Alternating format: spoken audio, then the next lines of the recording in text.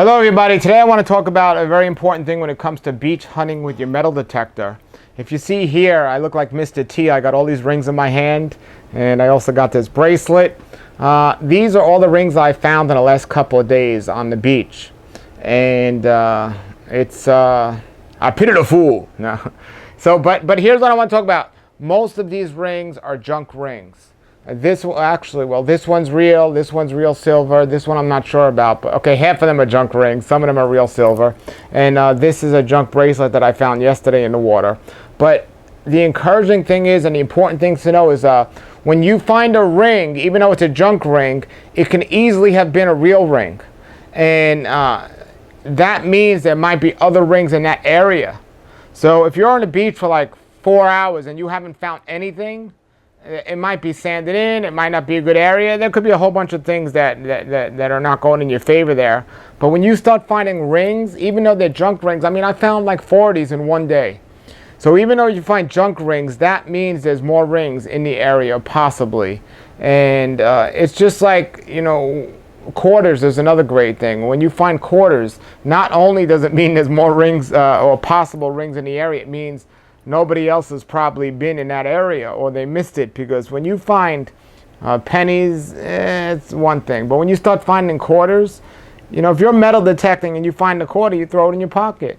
So if it's still there, that's possibly there's rings in the area as well, because the weight of the quarter is better than a dime or a penny, which might be closer to the shore. But the rings, when you start finding rings, like when I found this could easily have been a watch, easily. So the area I found it in, I definitely paid more focus to that area.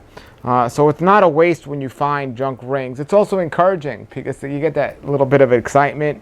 Yesterday I picked this one up, and not that one. I picked this one up yesterday. And on the inside, it looks like a total men's wedding band ring. And I was really excited for a second. But then I saw the little kitty stars on the outside, and I said, well, oh well. But even if you find junk rings, it's not a bad thing, or junk jewelry in general. And you'll get to learn your spots. I'm starting to learn a spot in my local beach where I'm always finding coins and I'm always finding junk rings. And I'm excited about that because I know eventually I'm going to start finding some real rings in that area. I actually have found real rings in that area. That's what made me look at that area more. And yesterday I was on the beach and I saw a friend of mine. I'll make another video about that. He had a metal detector. He was there before me. But I found stuff that he missed. And there could have been many reasons why that happened. But what I do know is I could have easily have walked away and said, well, he already got that area searched, so I'm not going to go there. But I didn't do that. I kept there and I looked and I found actually 2 rings and this bracelet.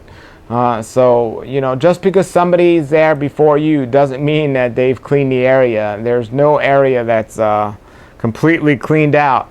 And you be sure if he did find a ring in that area, I'm definitely going to check that area. But if he didn't, I'm still going to check that area anyway. I don't let what other people are doing take me away from my plan when it comes to where I'm going to metal detect, how I'm going to metal detect, and so on. I'll talk in other videos about when you only have a certain amount of time, where's the best place to go on the beach, and so on, and the different detectors to use. I'm learning a lot from a lot of people on the internet, on the metal detecting forums about this, from people who've been doing this much longer than I have. But the best way to learn is through actual experience. Let me give you this example before I go.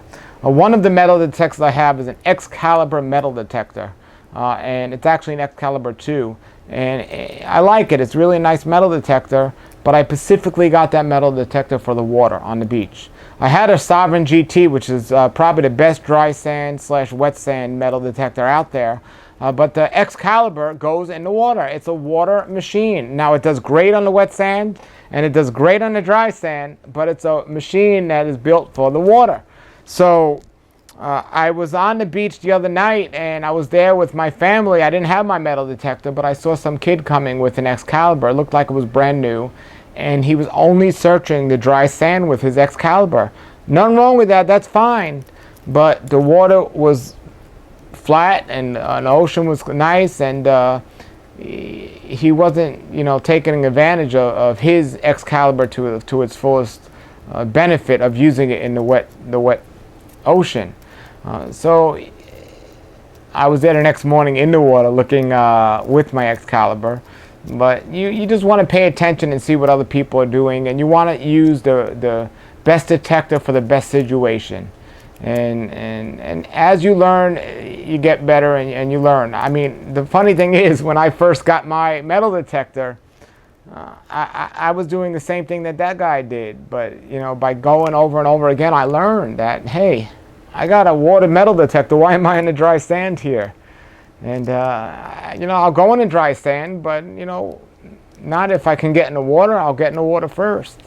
Or I'll get in the water. I know people, including myself, that have found stuff in the dry sand, but come on, you got a water metal detector, you know. So, but you learn by doing. That's what happens. That's what my point is. You learn by doing and trying and seeing what works and what doesn't work. That's the best way to learn. And as for the rings I found, even though they're fake, they feel good in my hand. I found this one yesterday. It's either really old or it's fake because it doesn't have a marking in it, but looks nice, and that could easily have been a very expensive ring.